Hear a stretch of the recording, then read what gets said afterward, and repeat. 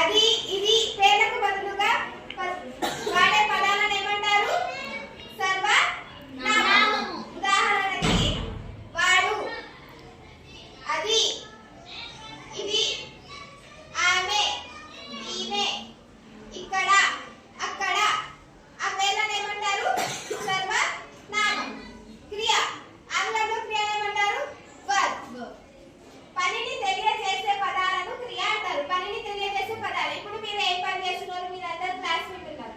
దాన్ని ఏమంటారు? క్రియ. పనిని తెలియజేసే పదాలు. ఉదాహరణకి ఆ అబ్బాయి తింటున్నాడు. తినడం,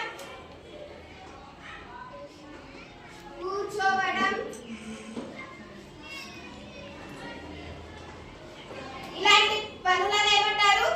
క్రియ. పనిని తెలియజేసే పదాలు. ఇప్పుడు నేను అతన్ని లేపి నువ్వు ఏం చేస్తున్నావు అంటే అతను అంటాడు నేను చదువుతున్నాను. చదవడం. చదవడం చదవడం తెలుగులో వస్తుంది క్రియ.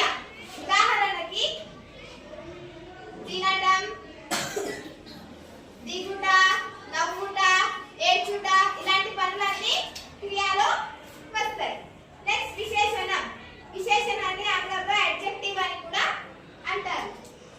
నామవాచకం యొక్క గుణాన్ని తెలిపే పదాలను విశేషణం అని అంటారు.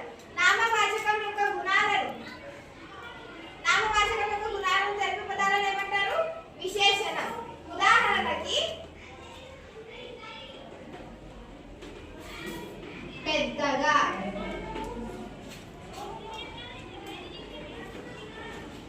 గొప్పగా. ఇది నామవాచకానికి బదులుగా ఈ పదాలు తెలుపుతున్నారు కదా, దాన్ని ఏమంటారు? విశేషణం అంటారు. ఉదాహరణకి పెద్దగా, అమ్మో ఆమె చాలా పెద్దగా ఉంది. అతను చాలా గొప్పగా చదువుతున్నాడు. తెల్లని, ఆమె చాలా తెల్లగా ఉంది. పుల్లగా, మా అమ్మ ఈరోజు పుల్లని వంట చేసింది. ఇలాంటి పనులను తెలిపే పదాలను ఏమంటారు? విశేషణం. అండ్ అవ్యయం. అవ్యయం ఆంగ్లంలో దాన్ని అడ్వర్బ్ అని అంటారు.